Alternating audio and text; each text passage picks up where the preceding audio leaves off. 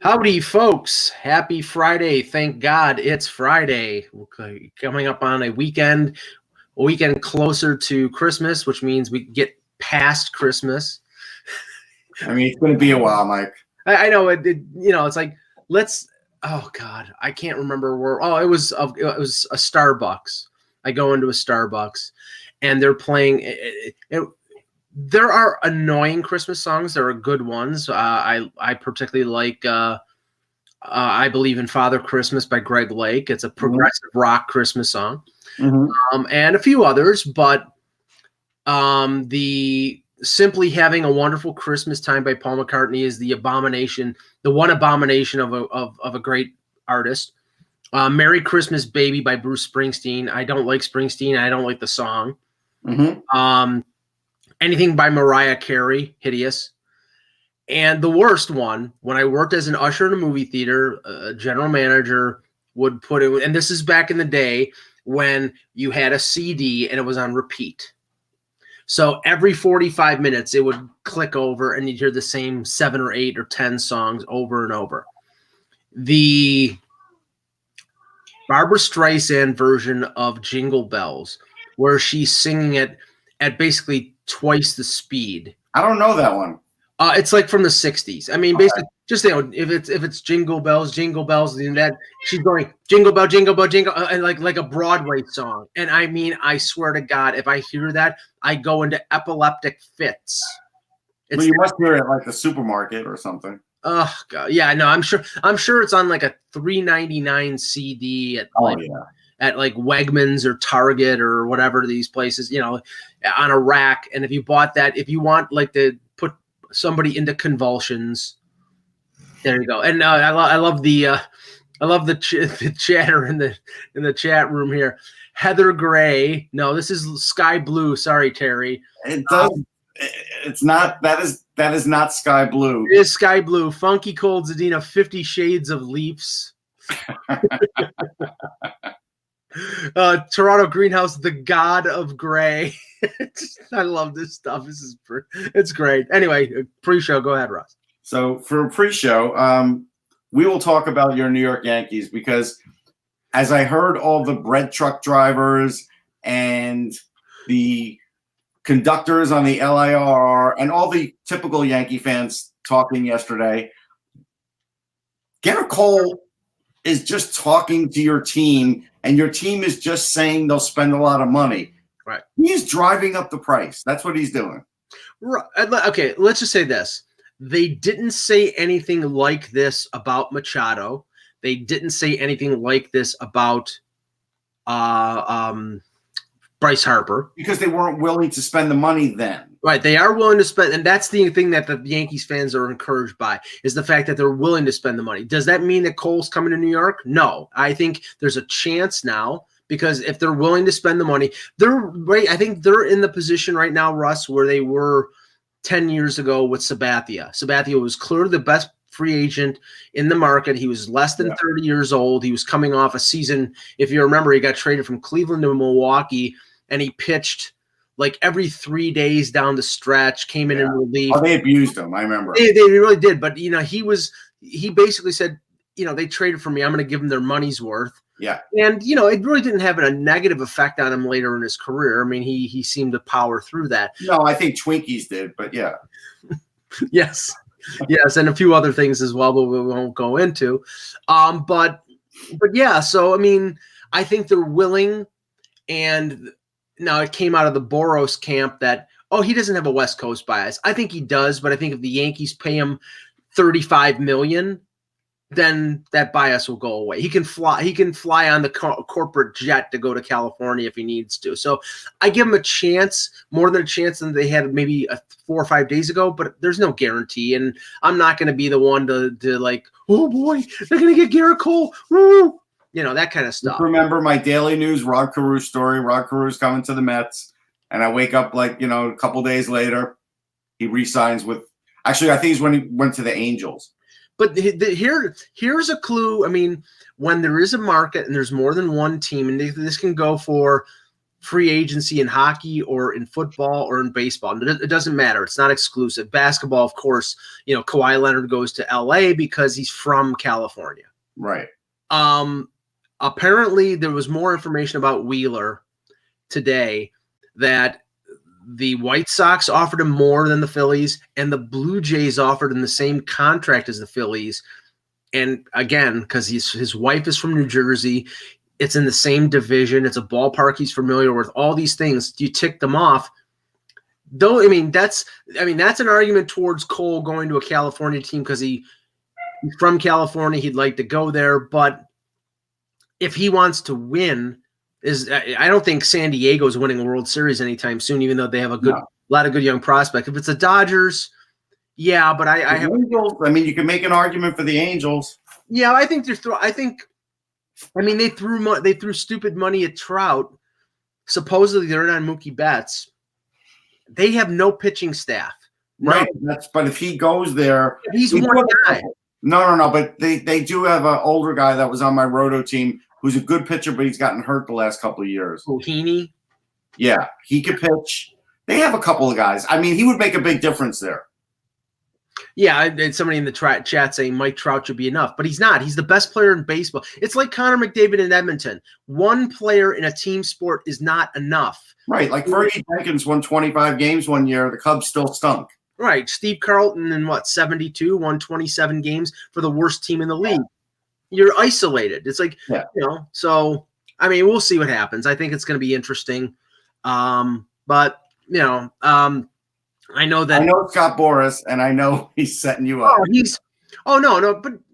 he's not setting me up. No, but he's setting it up. Yeah, he's setting it up. He's there to maximize the return for his client. His client's coming off one of the best pitching years in recent memory.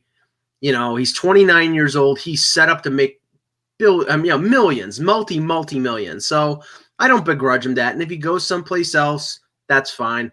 You know what? As long as he doesn't go back to the Astros, that organization of complete corruption and crap. Yeah, they got problems, man. They got problems, and I hope Major League Baseball throws the book at him. But anyway. Actually, it's a great point you bring up because how long is this investigation taking, really? Yeah, and I heard something yesterday, and then we'll get to talking hockey here. I heard something yesterday about, the Players Association is really going to bat for the Astros because, they're essentially, this would be punishing players for something that's not, quote, illegal, unquote. And I'm like, wow, if they go down that road and they minimize the penalty or minimize the blowback on this situation. Yeah, Tony Clark should know better. That's a weak argument. If we were just talking about stealing signs with your eyes, that's one thing. This goes way beyond that, way past what the spirit of the game should be. Tony Clark should be ashamed of himself, honestly. Yeah. All right. Hello, Hockey World. Today is Friday, December 6th, 2019. I'm Russ Cohen. The cats just walk all over me. And that's Anna. And I'm Michael Agello. And this is Hockey Buzzcast here on HockeyBuzz.com. And Anna has deserted you. Okay, let's start with some of the games last night. A lot of games, a lot of interesting results. Let's start with a game in Montreal. I'm sure a lot of fans out there are very pleased that the Montreal Canadiens are suffering.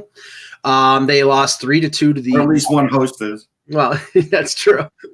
The Colorado Avalanche beat the Canadiens 3-2 in regulation. That's the 9th loss in 10 games for the Habs.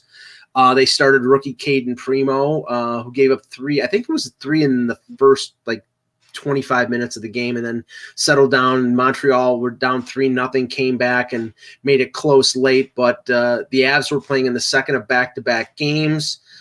They did not have Nazem Kadri in the lineup, but they got back Landeskog.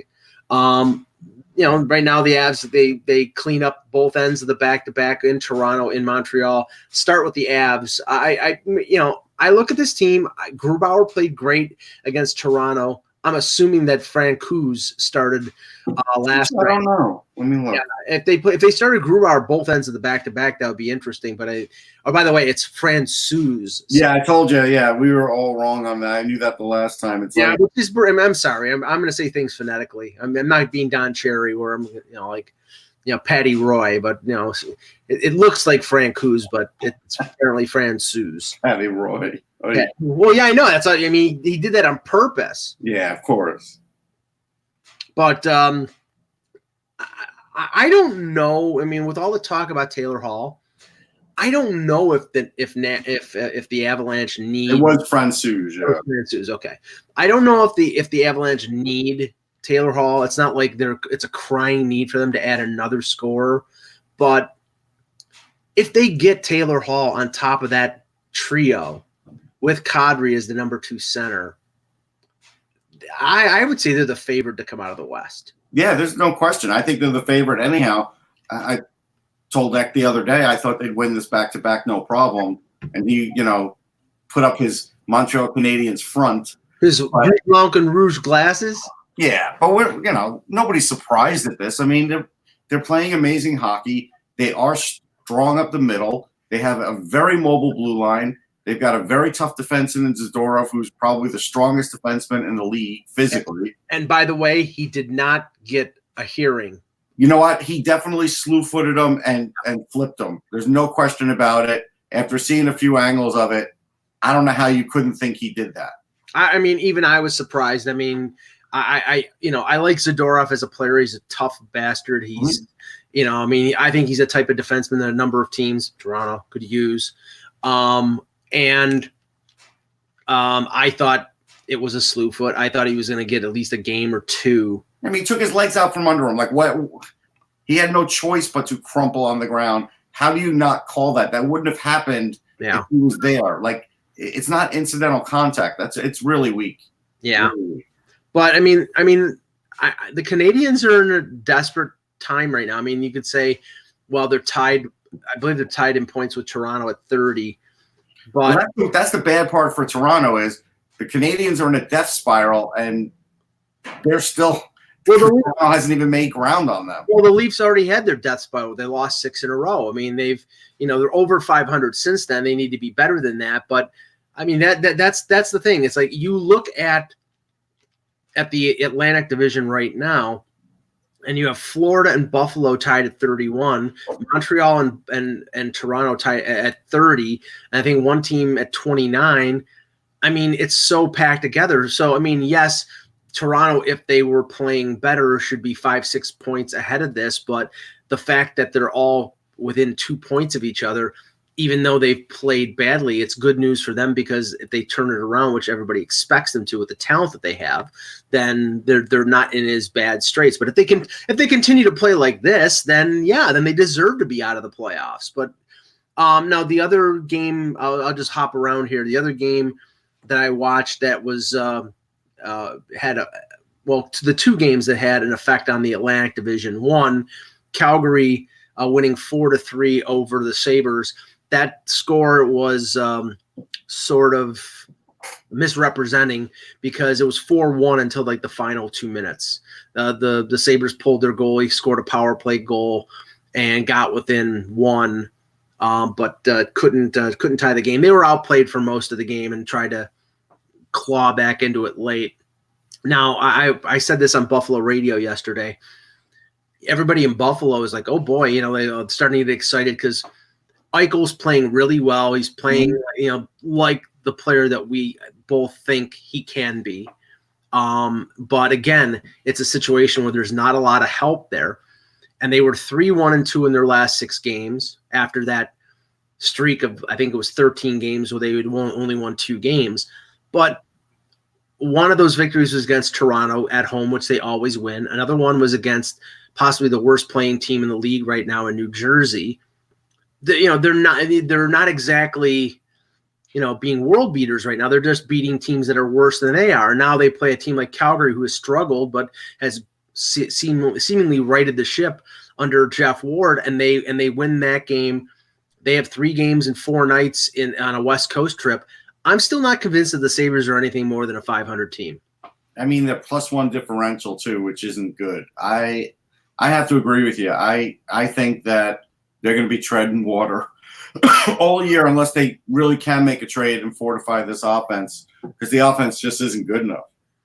Now, the other game that had something to do with the Atlantic Division, and I know that you were laughing at this statement because you've mentioned this before, but the Tampa Bay Lightning are in trouble. Mm-hmm.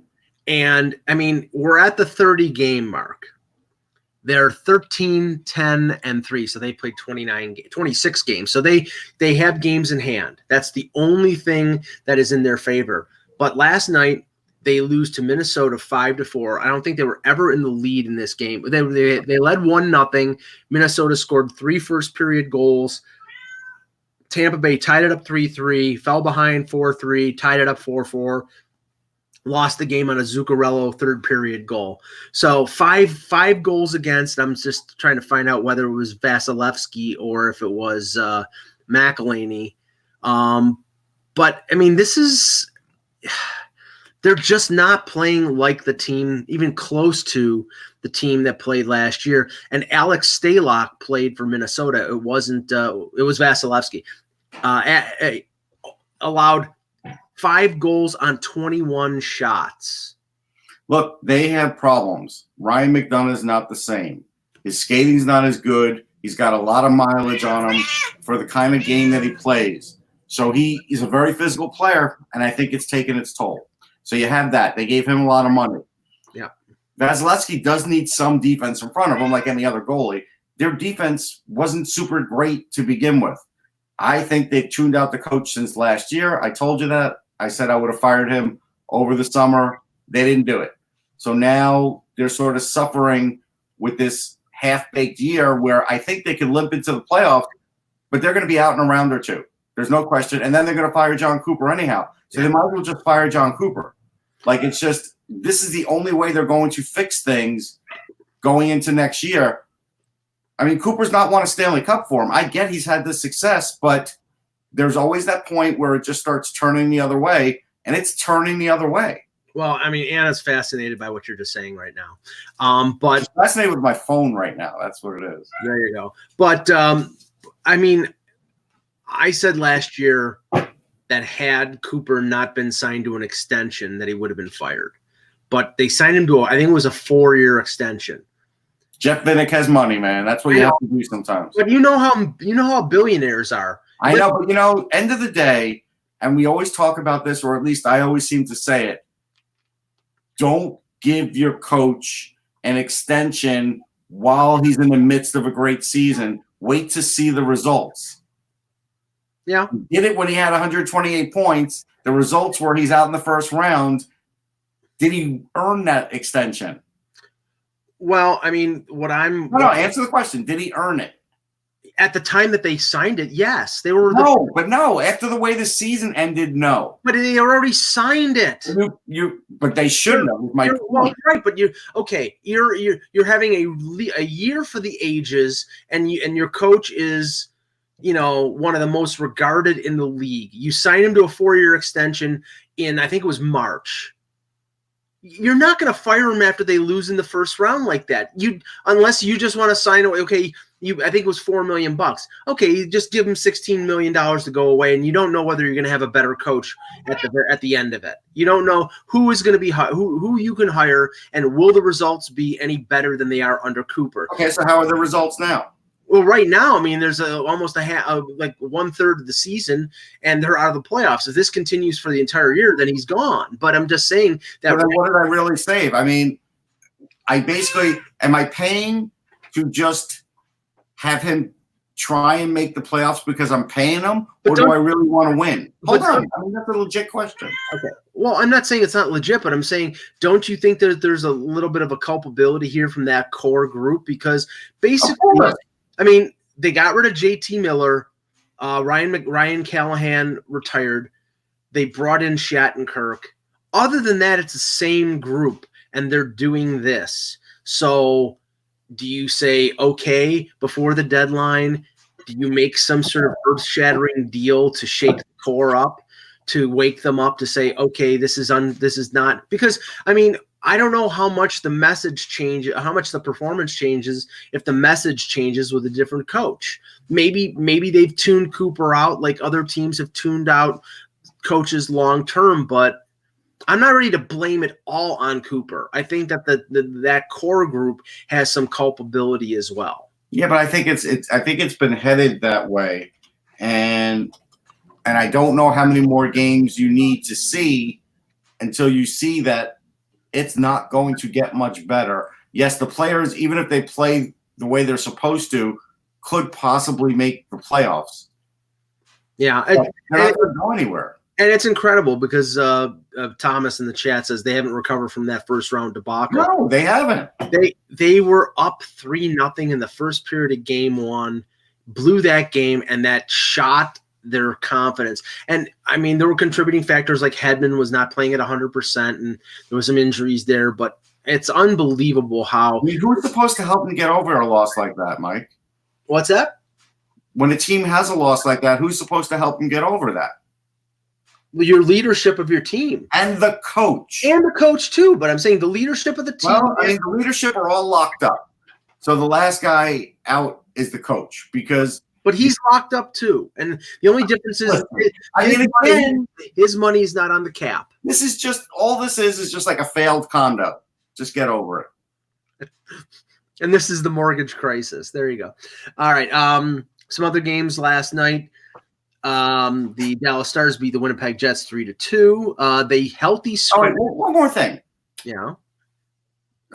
If you do fire John Cooper and he is still so highly regarded, you won't owe him all that money because another team will be paying him.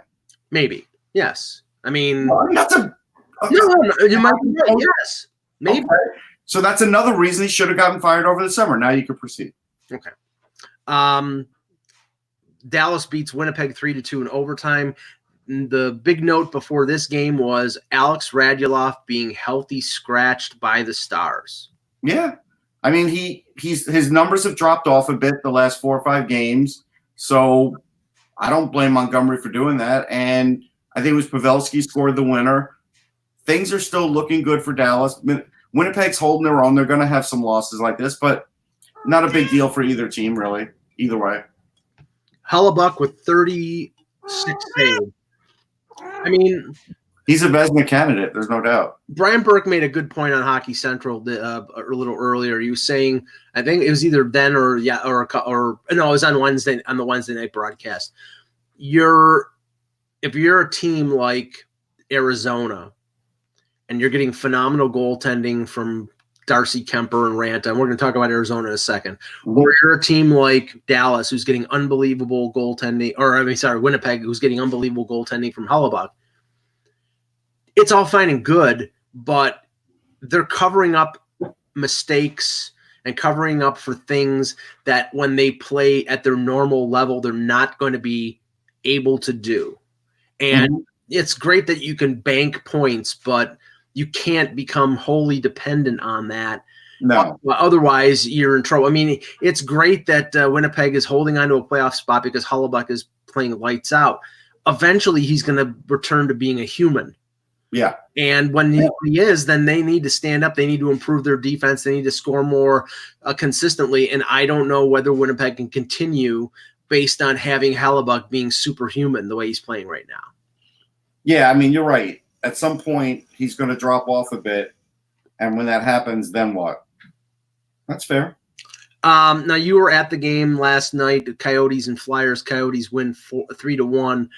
Coyotes now are in first place in the Pacific Division ahead of the Edmonton Oilers. Yep. Is this sustainable for the Coyotes? I mean, right now it sure looks like it is. I mean, they've got good coaching. We've always thought that.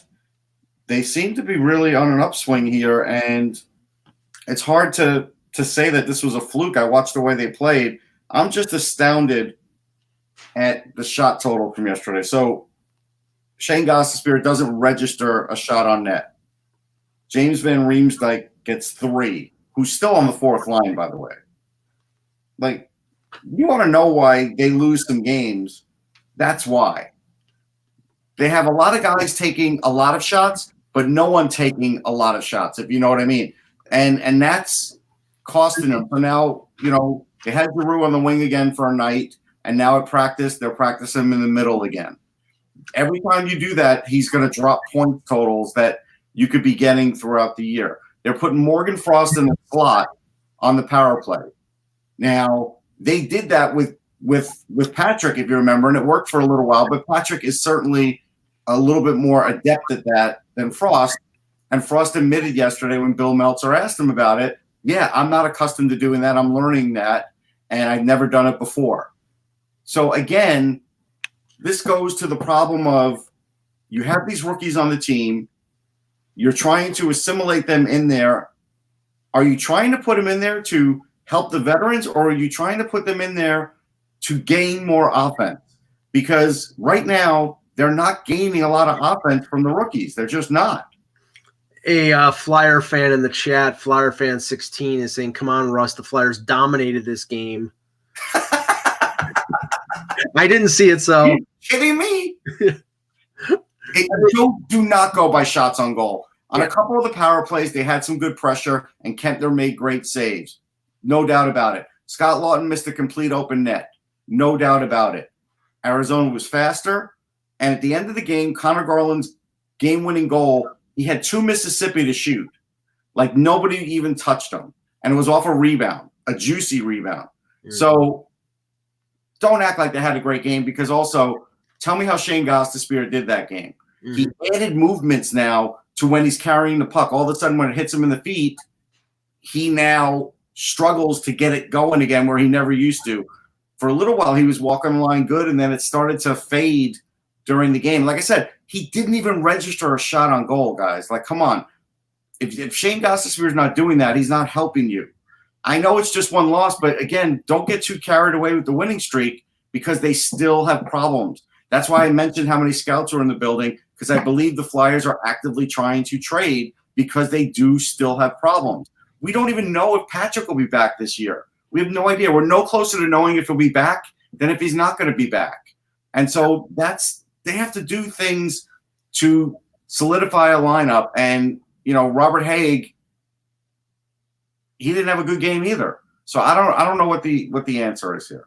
Now, I'm going to put up this stat that somebody just in the chat just put up here, but first talk about this game briefly, because of the event that everybody's been talking about this morning, which is. I just want to point this out because I didn't. They played 7 defensemen, so like Robert Haig played 8 minutes. 8. So they didn't put a defenseman at forward. They just rotated. Well, they did, but they didn't do it. They just set it on the sheet. Okay. The big event in the Hurricanes-Sharks game was Joe Thornton punching Peter Mrazek. I do give the Carolina Hurricanes credit because they painted an outline of a dead Peter Mrazek on the ice where they were practicing this morning. I really think if you look at the video, I don't know how forceful Thornton was in terms of jabbing the puck when Mrazek covered it. Mrazek took a baseball swing with the goalie stick, which would have hurt. Right, but he didn't hit anybody. He didn't hit anybody. And then he went at Thornton, and Thornton jabbed him with his right hand, and Mrazek went down like he'd been shot by Lee Harvey Oswald. He hit him in the throat. It was real.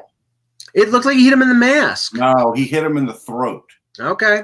And that's why he went down like that. And really, there should have been action taken in that game. He should have been kicked out of the game. Now Burke on Hockey Central, and you can call this Neanderthal or whatever, but I do buy into this. When somebody takes a swing at your goalie and everybody is standing around and nobody does a thing, you're giving the other team carte blanche to do anything. No, that's fair. And somebody should have responded, at least to push him away or do something. You not beat him over the head with a stick, not drop the gloves if you don't want to drop the gloves, but something to protect your goaltender. Right. And I even say Brad May had a take where he was like, look, if you're a goalie and you take a swing like that, you know that something could happen. That's true. Right. That's fair. But still what happened was dirty. It was. Now I'm gonna put this stat up just because it illustrates a point of view that I have had for, I would say, 5 years. Jake Gardner, minus 18. This is a team that is, I believe, in a playoff spot right now. The Carolina Hurricanes. They've had fairly decent success this year. They signed Jake Gardner late in free agency to a 4-year deal for an amount essentially equal to what he was making, which is not usually what happens in free agency. He basically is making the same amount of money on a 4-year contract. I have been saying for years he's a defensive liability. The analytics yahoos who analyze the Leafs. Mike, just keep piling it up. No, but I'm sorry, but Jake Gardner's a great defenseman. Oh, but his numbers are fantastic. Oh, but he just gives away the puck at the worst possible time, like in Game 7 when he's -5. Okay, I'm sorry. He's the worst plus-minus, and plus-minus is not a determinative statistic, but it's an indicator. And when you're -18, that's an indicator that you are not a good defenseman. Kane fans are not happy with him. I'm sure his team, and I'm sure the management of his team is not happy with him. He needs to do better. If he doesn't, it's going to turn out to be an awful signing. I mean, they have Slavin and Pesci locked up long-term. They have Hamilton under contract for another year. They have Jake Bean down in Charlotte. They have Hayden Fleury, Trevor Van Riemsdyk.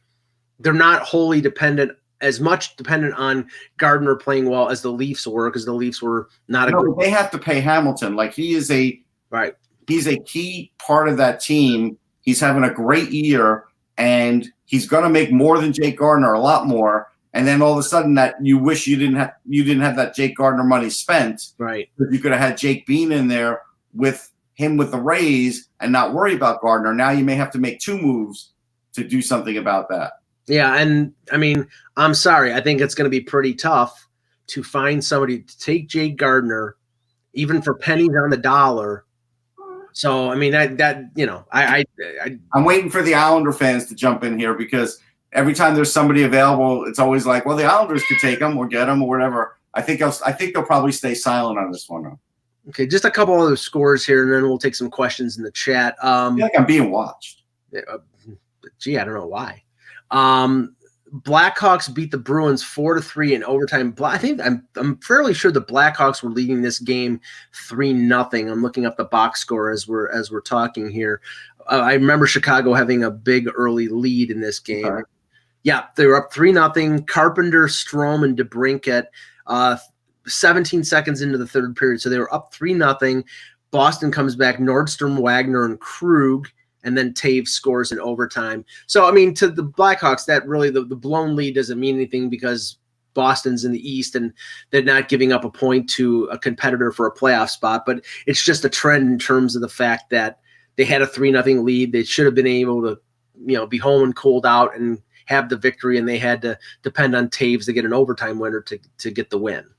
Because they're a mediocre team. Like, that's where they're at. Their goaltending's been great, but it's been covering up ills on the defense, and their offense hasn't been super fantastic either. Yeah, Robin Leonard faced 40 shots last night, so it's a lot. Yeah. Let's see here. The Islanders win 3-2 over the Golden Knights in overtime. Ryan Pulak with the goal in OT. Islanders keep trucking. I mean, I have to give them if Joe Morello is here, I'm giving them credit, Joe. I don't understand how they're doing it. I don't think it's sustainable, but they're continuing. Listen, they deserve credit. They keep winning. Marc-Andre Fleury was still with his family since the passing of his dad. Subban's played like 5 straight now, and a back-to-back. Yeah, Joe in the chat says yes, meaning I've given him credit. I'm telling you right now, Joe, I don't think it's sustainable. Even if they win the division, they'll lose in the first round. So we'll move the goalposts here. I didn't think they were going to make the playoffs. Now, if they keep doing this, they're going to make the playoffs, but I think they're not going to have any success in the playoffs. So right. there's our next battlefield. But the thing is, you do kind of wonder with Vegas, like Fleury will come back and he'll be rested. but Subban might be burnt out. Like this is, and Vegas did this their rookie, their first year, and it worked out for them somehow. But man, they ride these goalies awfully hard, don't they? Well, Gary Clark should be playing a game or so. Yeah, well, if you want to lose, I mean, but you have to sometimes do it. No, I know, I get that. I mean, if it's back to back, you can, and plus Subban has had some injury issues over the years, so it's right. Like that's like one of the things with Toronto with Anderson playing him back to back is they're concerned about by managing him and keeping him out of back to backs, they've had success in playing him over 60 games. They realized that in Anaheim when he played long stretches and played back-to-backs that he got hurt. So they're trying to because, I mean, the Leafs know right now that if Anderson gets hurt, their season is over with. Oh, yeah. I mean, it wouldn't even be I mean, if he were to miss a month, that's it. Yeah. Last game, I didn't see any of this, Russ. Did you see any of Rangers in Columbus? 3-2 Rangers over I did not. Yeah, so, I mean, you have to say, right now the Rangers are – I'm looking up the standings right now to see where they are, but they got goals from Trouba and Panarin. And looking at the standings, the Panarin goal had to hurt Blue Jackets fans, I'm sure. Like you knew that was coming. Oh, sure, of course. I mean, but hey, I said this to you earlier. I look at the Columbus Blue Jackets this year, and I can't blame Tortorella because I look at that roster and I look at the decision made, and I can say this because it's not me having 20/20 hindsight. I said it at the time. Columbus is insane to do what they did, to trade for Duchesne, to add on when they should have traded Panarin at the deadline to bring in something and maybe then use the money this year in free agency. Instead, they added Duchesne, they added Dzingel, they took a shot, they won a round, and then they lost. And it's like I don't know, like if you needed the revenue so bad for the first round victory that was worth it, then God bless. But I honestly, I do think that was their situation. But I think now Winnipeg fans could shut up too about Trouba. He's playing fine. Yeah. I'm looking at UP Tessier. So I'll send him a message and let him know. You got a little note on that. But Georgiev played another good game, and I have to believe at the deadline he will be the number one goalie talked about. And the number one goalie that people will go after other than Jarry. But the thing about the Penguins is I kind of wonder now if they're going to wait until the summer to trade Jarry. Well, because if they feel like they can have a run and they want to cover themselves for another potential injury from their goalie, from Matt Murray, then they might wait till the summer to trade him. But Georgiev, there's no reason to wait for the summer because Shesterkin can walk in now and take his job. Well, here's and I'm putting up Flamester's question here because it folds into what you were just talking about and what I had heard this morning from Elliot Friedman. Obviously, the focus was the Leafs and their backup goaltending situation. Flamester says the question is, do the Leafs get one of the Pens goalies? I look at and with Georgiev, he gets the victory. Mm-hmm. I think he had a shutout recently. But he stole that game too, from what I was told. Yeah. Now the thing is that within I believe it's 4 or 5 games, his ability to go through, be exempt from waivers is gone. So if the aim of Jeff Gorton is to bring up Shesterkin now, he could bury Georgiev in the minors if he wanted to. It will kill his value. I don't think they'll do that. Right, exactly. But the thing is that if they want to bring up Shesterkin later in the year, then they have to carry 3 goaltenders because they can't risk putting Georgiev. No, they'll trade him. I'm certain they're going to trade him. Wow, is that a bus or a train or a truck or something? Big truck. Okay, I'm certain they're going to trade him. I'm not as certain that the Penguins are going to trade Jarry, and they may not even trade the Smith either. They may not trade any goalie until the summer. Well, Friedman said that he's not 100% sure whether the Leafs have put in inquiries on Georgiev or on the Pittsburgh goaltenders. He knows that the Leafs had no interest in Louis Domingue. They had an opportunity either to claim him on waivers or trade for him. They weren't interested. They apparently didn't check in on Eric Comrie before he was traded to Detroit. So they might be interested in these guys, especially Jerry and Georgiev, because they make less than Michael Hutchinson does. Right. But it's the question of the cost. Now, Brian Burke said, if it's a second-round pick, if it's a young player, I don't care. This is something that could keep you from making the playoffs.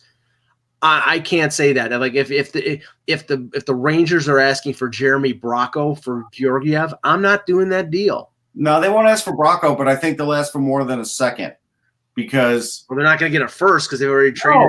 No, a second and some other prospect, but it won't be a guy like Bracco's level.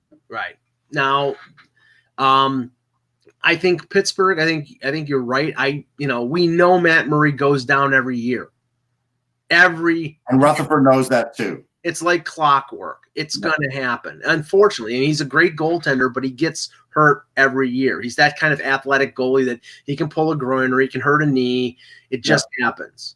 So I get the feeling that the Leafs are going to make a move backup goaltender wise. It's not going to be one of these home run guys because Georgiev could be a future number one in this league. He's only 23 years old. They signed him as a free agent. There's always that chance. Yep. Yeah. I mean, he could be another Antti Ranta. It could be another Antti Ranta situation. So I just don't, I don't know. Let's see here. Esmir, what's the point of the Leafs to keep a guy like Bracco if there's no cap room for him?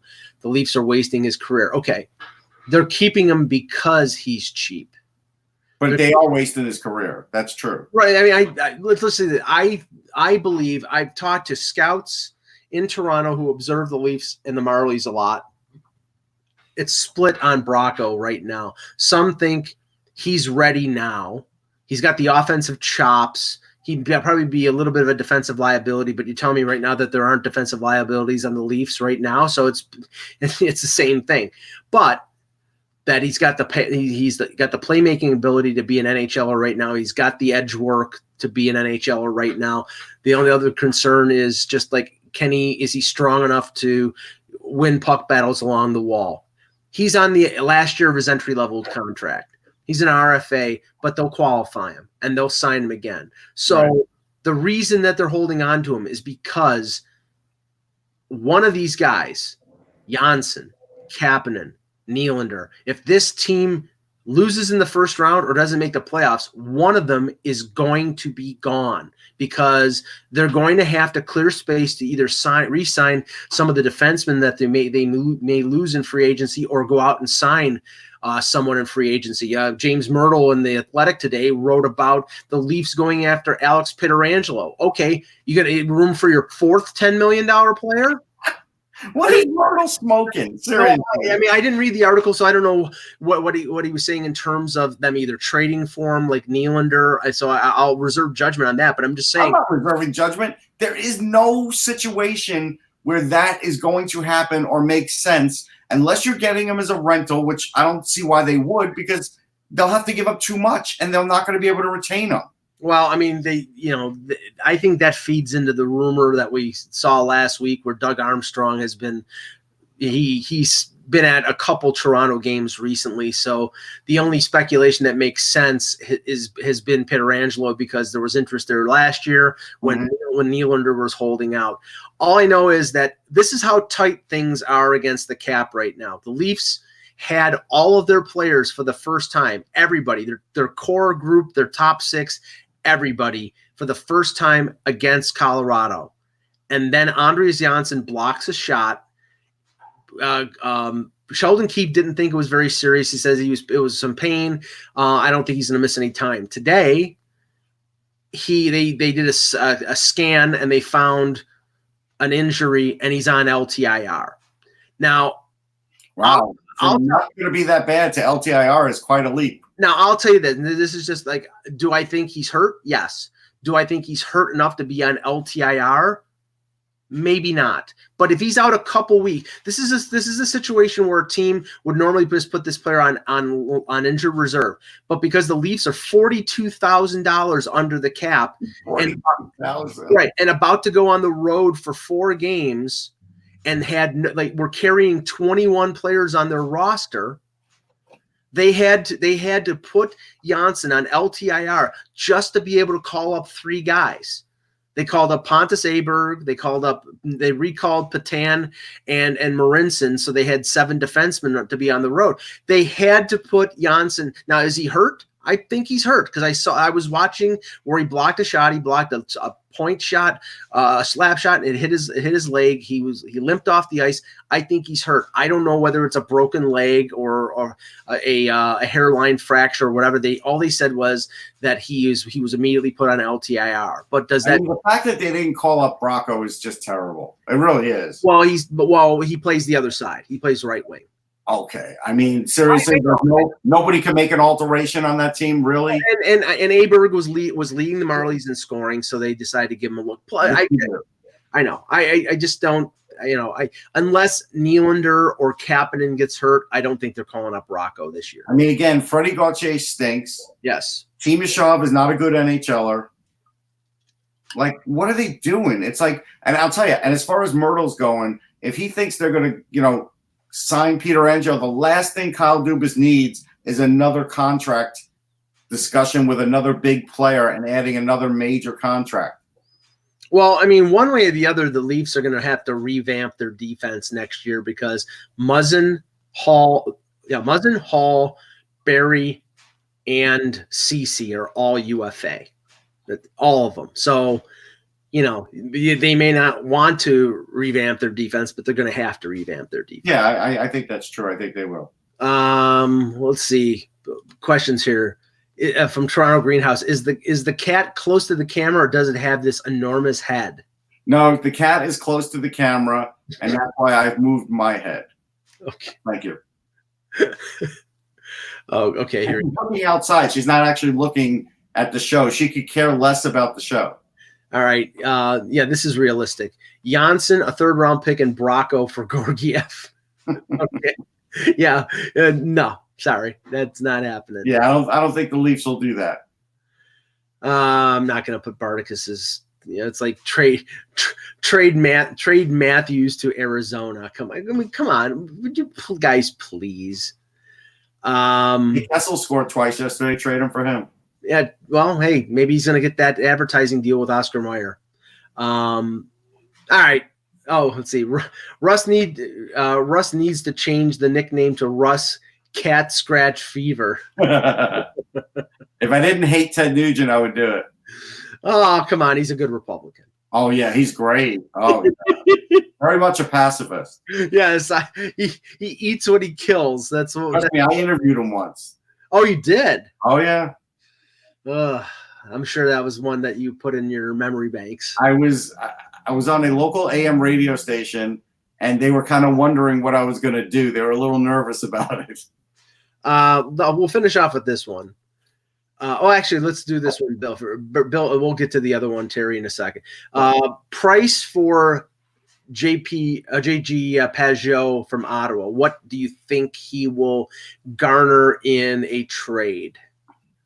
I think he will garner a really good prospect. Yeah, because he's an RFA. So I think he's a UFA. Oh, he's a UFA now. Oh, okay, so he's a UFA, like a grade B prospect, and like a 3rd or 4th round pick. 3rd or 4th. Well, okay. The height of the draft pick will counterbalance the prospect. If it's a prospect, then it's a 4th or 5th. If it's a B prospect, it'll be a 2nd or 3rd. Yeah. And I could see him go to a team that's not guaranteed to make the playoffs. He's the type of guy you add to, like Montreal getting Pajot, or the Sabres getting Pajot, or the Oilers getting Pajot. That would make sense because it adds to your core, and it's not a superstar where you have to give up a 1st-round pick. And those teams, if they miss the playoffs, then that could be a lottery pick. So you don't want to. I'll add one more. Okay. What's Pajot's salary? Give me 2 seconds and I'll tell you. Senators, it is 3.1 mil. Maybe there's some sort of deal between Ottawa and Philly where Pajot goes one way, Gostisbehere goes the other way. Okay. I don't think that it would be above Ottawa to add a defenseman. You got to remember, Hainsey is a UFA at the end of the year. Probably won't be coming back. They might trade him at the deadline. Right. I think there's a way, and not to fuel further speculation or anything, but I mean, the Flyers play Ottawa tomorrow, but Pierre Dorian was in a day early. Right. It could be pro scouting, but could be. Yeah. Final one, Terry. To me, do the Leafs need to make a blockbuster hockey trade to fix their issues? Well, I think that's the reason why they made the coaching change. They want a lot of scouts out. I believe they are going to make a trade of some sort, and I think they're going to do it soon. But I don't think it's going to be a blockbuster. No, it won't be a blockbuster. But I do think they're going to do something because they do need to shake up that snow globe a little bit. But when to answer Terry's question, when do I think they will make a blockbuster? I think that they will. Right now, they're in evaluation mode, changing over from Babcock to Keefe. It's going to take a little time to get everything in order. They want to see how this team plays once they have everything in line. If they continue to sort of wallow in mediocrity, then I think you could see them make a change at the deadline. Hell, they could trade Tyson Barrie and get a lot for him at the deadline because he's making less than $3 million on a salary shared contract. They're not going to do that unless they're completely out of the play. Right, probably not, because that's an admission that Dubas made a mistake on the deal. Right, but I think that if they do anything in season, it'll be a tinkering move. That maybe add a backup goalie. Maybe they trade CC away if they can find something. Let's say this, because they don't have a lot of money. It still doesn't mean they possibly wouldn't trade like a first-round pick for a really great entry-level player that they could put in their lineup that they could afford, they could have for many years. Like, if there is a possibility they could do that. The problem is, though, they've already traded that a first-round pick for Marlowe. They don't want to go down the road of being like the Leafs from years ago. I know, but like I think more than likely if you're talking about trading, they would trade Liljegren, who is a former first round pick, then trading a future first. They're already going to be developed. The problem is he's already developed. It may be better. And look, I get they don't want to be the Leafs of old, right? But the system they have, the farm system they have, is superior to what the farm system used to be. Sure. For Toronto. But if you're going to trade an already developed player, a guy who's that close, I would rather trade the first and get a player that I can insert into the lineup and then bring up Liljegren next year. Unless they think Liljegren is going to be a 5-6 and they can get that someplace else. Yes, but again, I don't know if that's the evaluation. I don't think it is, but I'm just saying. I don't think it is either. And with defensemen, you have to be careful because it does take a lot of times till 25. The other thing is when you put that much time and effort into a defenseman like that, you better be certain. And they also need the fact that next year, Sandin and Liljegren will probably be on the roster, and that's two defensemen of your 6 making less than $1 million, one for 2 years, another for 3 years. And with all the high salaries, they need those cheap guys. Right. So we'll see. But all right, good show. We will be back on Monday with another edition of the Hockey Buzzcast. Bills playing the Ravens this week on Sunday. That's a tough game. I expect the Bills to lose. I'm sorry. The Ravens are too tough. It's Lamar Jackson probably will run a lot on them. Yeah, and it's ironic that everybody was like, this was this inspiring victory of the Bills beating the Cowboys in Dallas on Thanksgiving. And now it's not showing to be that much. Right, exactly, because the Cowboys lost to Chicago. Even though it was in Chicago, the Cowboys looked like crap. So, and I haven't looked at the standings, but somebody this morning was saying the Washington Redskins could win that division. Are they like 5-8? Are they like what game? I thought they have 4 wins, but let's check it quickly because because right now the Cowboys and the Eagles are 6-7. Right. I think the Eagles are actually 5-8. Let me see. Eagles are 5-7. No, Redskins are 3-9. They can't do it. So then I don't know what the hell this person was talking about then. Yeah, this is just Eagles are still a game behind the Cowboys. Yeah. Cowboys can still win the division. They should have fired Jason Garrett today. So you could have an 8-8 division winner. Yeah. In the NFC East, and they would. And here is the unfairness of the way the NFL has their playoff scheduling. That 8-8 team will host a home game in the playoffs against a team like San Francisco, who could end up 11-5 or 12-4. Yeah, I mean, don't you remember the Jets won the division 8-8? Was that the Ray Lucas one? No, that was after that. Okay. Way after that. All right. Well, thanks for watching, everybody. Remember, without the buzz,